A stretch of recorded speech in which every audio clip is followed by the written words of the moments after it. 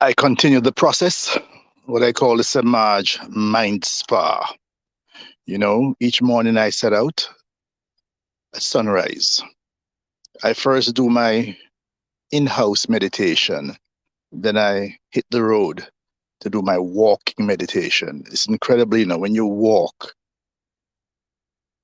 alone, the universe, it appears that it's easier for the universe to talk to you. Somebody pointed out that this word silence is so critical in terms of what happens. Listen and silent have the same letters. But then when you listen to what is not being said, when you walk alone, walking meditation, you are able to pick up. So I continue my global broadcast. A week ago, I spoke about this thing called time, this construct called time. We can draw on that to talk about today. The word for today is purpose. But I'll preface it by two comments. It is said that there are 2 days on which you can achieve nothing. One day is called yesterday, it's gone. The other day is called tomorrow. It's promised to no one. Okay? So what that means, all we have is today. All we have is now. It is also said that you can go further. There are 3 critical days in your life, 3 important days. One, and the first, the day you were born. The second, the day you find out and realize why you were born. And the next, today. So I trust, look, everyone that's listening to this discourse, yeah, you passed day 1 already, yeah? You were born. But do you know why you were born? And that's where we come to the word purpose. Morning, Ricardo. Purpose. There are 2 constructs that are tied to this issue of purpose. There's a Japanese concept of ikigai.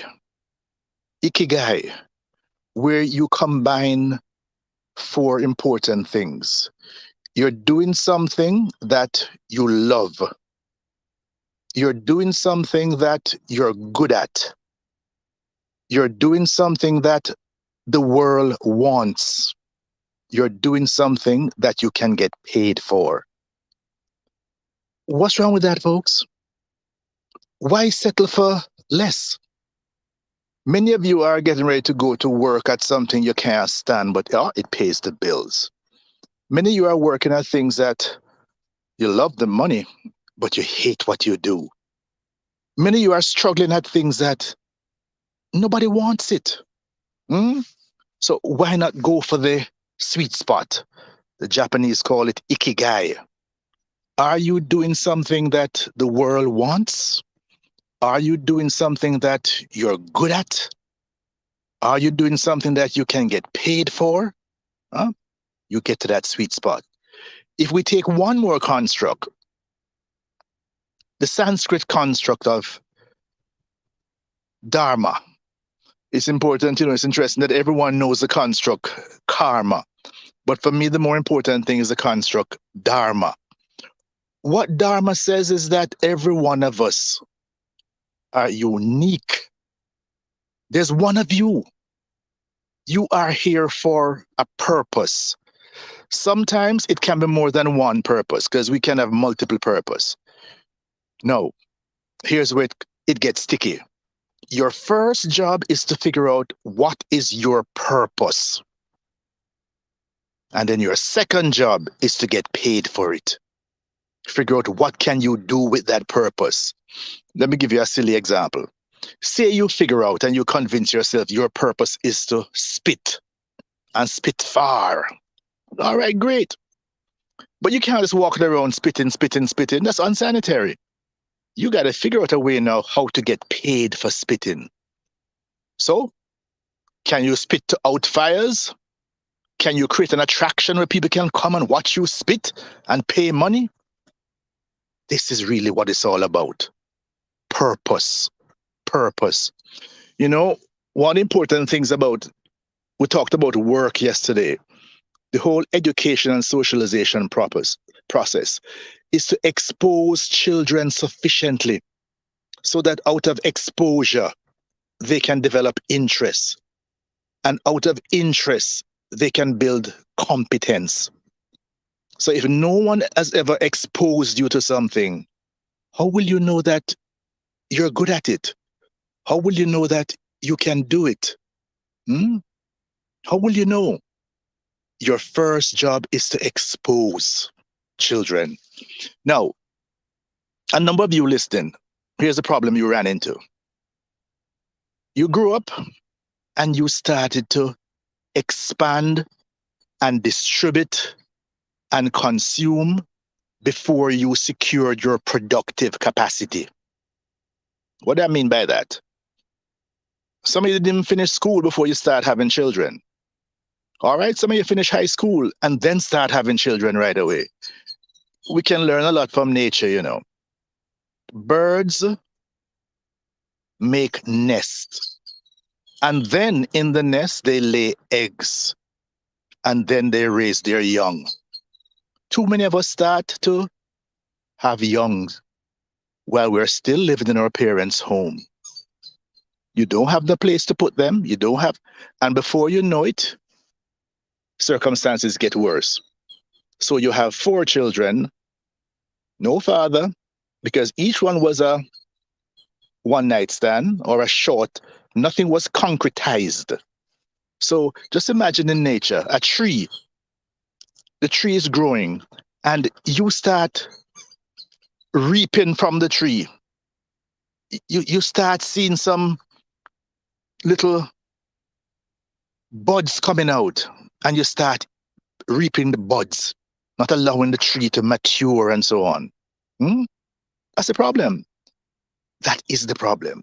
So first, let's start with the children. You got to convince your children. Expose them sufficiently to as many options as possible so they have a chance to find their purpose. Find what their strengths are. It is said you build on your strengths and work around your weaknesses. Build on your strengths when they find their purpose. And you as a parent, you are now seeing the benefits, and you're seeing that indeed this child is gifted. It is your responsibility to give them as much help as possible to make sure they can maximize that capability. Maximize that capability. So I look back on my own development. I think of a couple of things that, my mother, I honestly believe that her purpose was to produce me and to guide me into the man I became. The first 12, 13 years of my life were spent largely in what we would call ghetto areas. But there's something that was clear in my mind. My mother convinced me that, listen, we just live here. We don't belong here. Nothing that happens here is our importance. We're just here for a while because we are not able to afford anywhere else. The result, every year we had to move. Every year when the rent was raised, my mother would have to move to somewhere else where the same money, because her money that she was earning was not sufficient to include more rent. The other thing she convinced me of was that one, she has no money or land to give me. All she can do is to encourage me to get a good education. So anything that she had to do to encourage that. I know one of the first ways my mother concretized this, from I was about 4, she heard about a program at the library, the junior library. On a Saturday, they had a special program for children. And I was taken there in the morning at 9 o'clock, and she came back for me at 4 o'clock. I spent the whole day on Saturday at the library. Now, I'm sure it works good for her too, because she had time now to do all her work, all the housework, all the shopping, all the things. But I got locked into that space early, and I learned the magic of books. Folks, when you live in one room, there's no space for a library, all right? I would remember any word I would hear at primary school, I would write it down. And when I get to the library, I would look it up. I remember the first word that I researched was this word, RAPE. What my simple mind as a child pronounced it, I was rape, huh? Rape. Every day in the newspaper, in the evening newspaper, the Star, there was something about rape. So I looked up the word one Saturday and something went off in my head. My goodness. So all these people around me are idiots. I saw what the word meant. And that has been my path through life. At Kingston College in about fourth form, somebody showed me how to move the chess pieces and what they meant and their names. That evening I stopped at the library and I borrowed 2 chess books. And I read them from cover to cover. And the next day I beat the person who showed me how to move the pieces. He had never read a chess book. By the next week, I was on the chess team. I remember another anchor point. When I finished O-level exams, my mother by then was living in New York as a household helper for Dr. Annie Applebaum, a psychiatrist on Central Park West. My mother gave me a gift of a trip to New York. 3 weeks in New York. But the only problem, unlike when our people come from New York to visit us and we can take them all around, she couldn't take me anywhere because she had to go to work every day. So Dr. Annie Applebaum allowed her to take me to work with her. And I was allowed to sit in the library. For some kids, that would be torture. But for me, woo, that was like a kid in a candy store. I saw all these psychology books and the psychiatry books. At 15, 3 weeks immersed in a library of an eminent psychiatrist in Central Park West, I believe that that was what lit the spark for what I was to become. That lit the spark. Now, you realize that we have less excuses now. We have more options, but less excuses to fuel the imagination. Fuel the imagination, the internet. But unfortunately, so many people just use it for nonsense. Nothing. Nothing.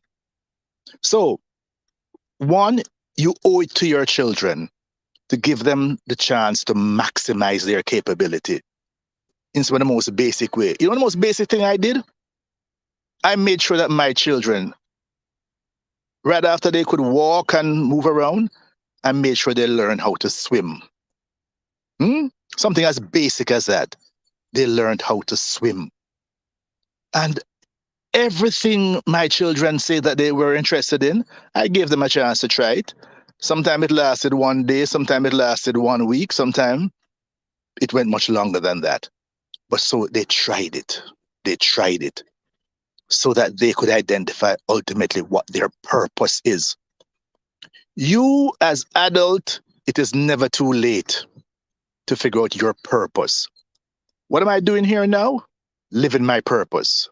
My purpose is to share information with people that will make them healthier, wiser, and wealthier. That's my purpose. I get a pleasure from sharing information. And guess what? I get paid in 2 ways. One, I improve the stock of the world around me. There's a wonderful quote from Bronson from Virgin. He said he trains his people a lot. And some people say, what if you train the people and they leave? His question is, what if you don't train the people and they stay? So yes, I share knowledge. I did so by radio, I did so by television, I did so by newspaper articles. I now do so by my global broadcast. Because this is my way to give back to the world, to share information to make people better than they were yesterday. I also get paid for it. I get paid as a consultant. I work for companies all over the world. I get paid as a speaker. I get paid to counsel people. I get paid to coach executives, so that it's part of the whole process. So you need to figure out, again, where we say the day you were born, then why you were born, that's your purpose. Ikigai, the Japanese call it, making sure you're doing something that you love. You're doing something you're good at. You're doing something that the world wants. And you're doing something that for which you can get paid. The Sanskrit word is dharma, living your purpose. It's one of you. And guess what? You live your purpose, you get paid for it. Have a wonderful day. Tanisha, yes, the magic of books. Andrew, glad to see you. Camille, build on the strengths, yes. Work around. Listen, no matter how much I train, I can't beat Hussein, all right? So that's my weakness. Leave the, but I'm sure I can do things that he can't do. I'm building on my strength. Hmm? Karen, thank you for tuning in. Camille, my dad did the same for me, brought me to the library. It was a wonder. I feel for everyone who didn't get a chance to experience the magic of books. Hmm? Kadian, yes, doing something that's meaningful is a blessing. Remember yesterday when I talked about work? I said, yeah, work comes with two components, meaning and reward. Meaning and reward. So today you figure out your purpose if you haven't figured it out yet. Huh? A hint, what are the things that you would do for free if you could afford to? It gives you pleasure, but ultimately it can also pay you, and it should pay you. Have a wonderful day, my people. Have a wonderful life. All we have is today. Let's make the best use of it. Namaste.